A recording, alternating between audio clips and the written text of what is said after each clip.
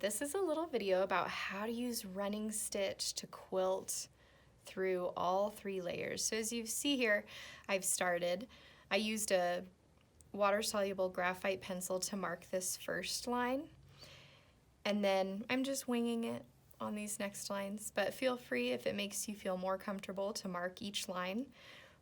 Especially helpful if you're maybe watching Netflix and you don't want to have to think at all and you just want to follow the line.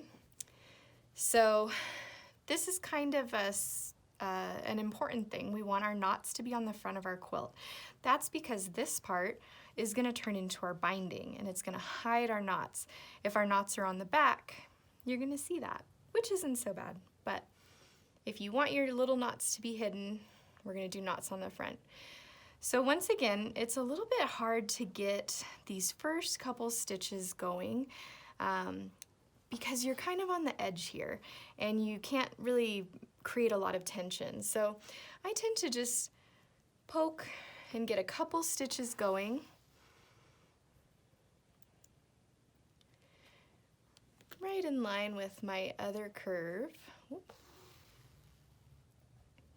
And then I'm going to make my mitten hand. So underneath, I'm going to reach under this fabric and I'm going to grasp the fabric like this.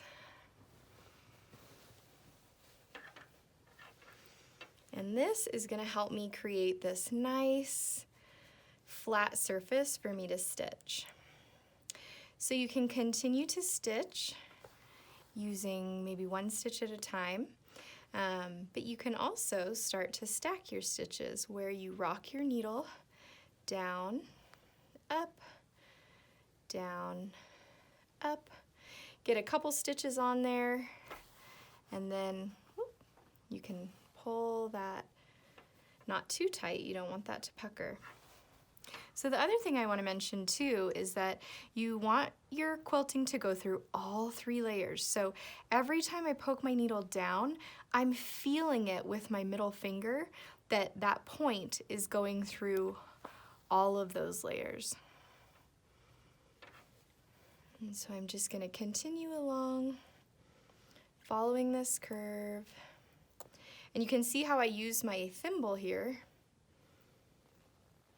And then I have my trusty needle gripper, really good for those with sweaty hands, which is what I have right now as I'm making this video.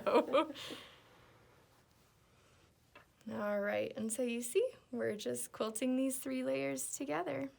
A note about thimbles, some people I know use their thimble on their ring finger. Some people don't like thimbles. It's totally up to you how you want to go about protecting your fingers. So another little trick is using a big heavy book to give your quilt a little bit of tension. We talk a little bit about how tension can really make quilting go faster and just make it feel easier. So I can kind of put my book up here. I'm gonna go back under my quilt, make that nice mitten hand, and put a couple stitches in. Now, I'm gonna turn my quilt, and so, you know, there's a lot of movement when you're hand quilting like this. Some people use hoops or frames, but I think that this is a really nice way to quilt when you're doing big stitch quilting where you're kind of moving pretty fast, and so you want to be able to just maneuver the quilt however you need to do it to have it feel ergonomic to you when you're quilting. So I'm quilting horizontally right now, but some people prefer to quilt towards themselves. It's really a personal preference on, oh, and that happens, and it's very annoying, but it happens. Nice moment to take a deep breath. So we'll put a few more stitches in here.